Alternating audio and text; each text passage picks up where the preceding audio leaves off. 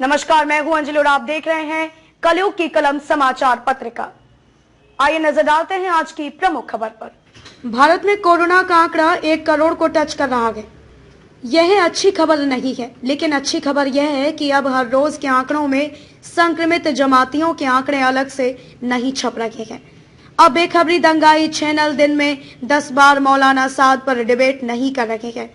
अब गली गली में सब्जी भाजी के ठेले वाले मुसलमानों के बॉयकॉट और मारपीट की खबरें नहीं आ रही हैं।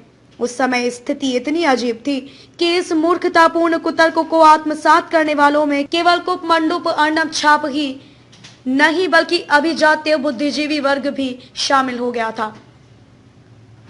भारत की एक बड़ी आबादी एक साधारण सी बात समझने में असमर्थ थी कि एक वैश्विक महामारी कैसे केवल एक समुदाय में ही फैल सकती है और इसे सारे देश में फैला सकती है।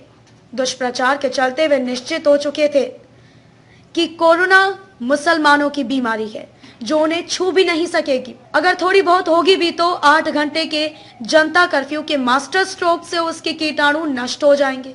बचे कुचे ताली थाली की ध्वनि से निष्क्रिय हो जाएंगे। रोगी बचेंगे तो मलेच्छों की बस्तियों में उनका सोशल कमर्शियल बॉयकॉट करके उनसे दूरी बना के महामारी की पुंगी बजा ही देंगे।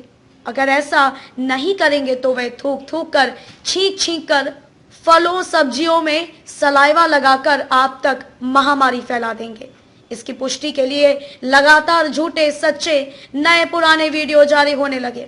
इसी निश्चितता के बीच 21 दिन का लॉकडाउन आ टपका, जिसमें महाभारत की जंग से मात्र कुछ एक्स्ट्रा दिनों में कोरोना की जंग जीतने का ऐलान था। सभी दरबारी एंकरों ने ट्वीट कर बताया कि 21 दिनों में लगभग 15 छुट्टियां हैं, इसीलिए घर में रहकर परिवार के साथ समय बिताएं। इस अगले मास्टर स्ट्रोक के साथ टॉर्च, मोमबत्ती, दिए जलाने का फरमान भी जारी हुआ और बैठे बिठाए एक दिवाली सी मन गई। इसके बाद भी लॉकडाउन तो खुला नहीं। नौकरियां, कारखाने, कारोबार और दरबार से मास्टर स्ट्रोक टास्क आना बंद जरूर हो गए। अगर कुछ जारी रहा तो किसी न किसी बहाने मुसलमानों पर डिबेट, शहर के मियां नगरी से लोगों को क्वारंटीन किए जाने की खबरें और नफरती फॉरवर्ड। मजदूर सड़कों पर बह निकले, उनकी मदद के लिए संस्थाएं सामने आई। मुस्लिम युवाओं ने बड़ी तादाद में रमजानों के रोजे रखकर भी हाईवे पर प्रवासी मजदूर भाइयों की दिलो जान से मदद की।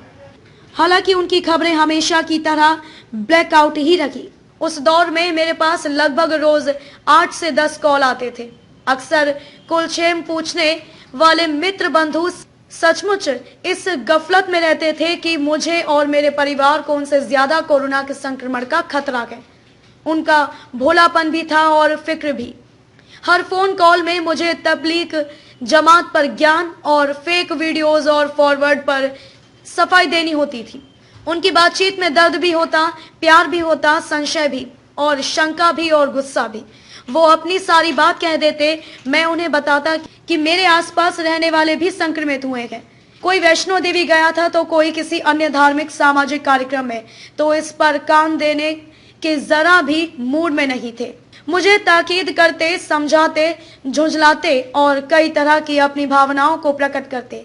भारत के सबसे पुरानी सेक्युलर पार्टी के एक प्रवक्ता बंधु तो 3-4 दिन तक मुझ पर भड़कते रहे।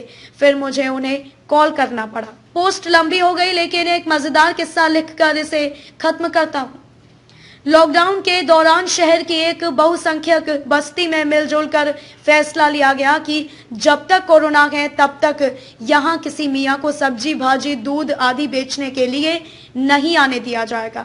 जिन साहब ने यह प्रस्ताव रखा था उनके दूध वाले का नाम इत्तेफाक से सलीम था और वो कई सालों से दूध दे रहा था। जब लोगों ने उनसे पूछा सलीम का क्या करोगे, तो वो बोले उसे भी मना कर देंगे। दूसरे दिन सलीम को मना करने 7-8 उसके ग्राहक और जमा हो गए। सलीम आया तो मुंह में खैनी तंबाकू चबा रहा था। लोगों का ध्यान उस पर गया तो दूध बंदी खत्म करने के बजाय उससे खैनी के पूछने लगे। सलीम खैनी गुटखा कहाँ मिल रहा है? वो बोला गांव में। हाईवे के पास एक गोडाउन है, उसका मालिक चोरी छुपे आता है, बेचता है। सलीम को मना करने आए ग्राहकों में से आधे बोल उठे, यार ये पैसे रख ले, कल मेरे लिए भी ले आना। एक दो बोले, सलीम भाई सिगरेट मिले तो ले आना। सलीम भाई दूध बांट के वापस लौटे तो सभी ने आपस में कहा, यार सलीम से क्या बैर, अपना ही आदमी है। सबने हाँ में हाँ मिलाई। ये सच्चा किस्सा है, केवल पात्र का नाम बदला है। रतलाम से कलयुग की कलम समाचार पत्रिका की खास रिपोर्ट। खबरों में अब तक के लिए बस इतना ही। मिलते हैं फिर किसी खास खबर के साथ, तब तक के लिए नमस्कार।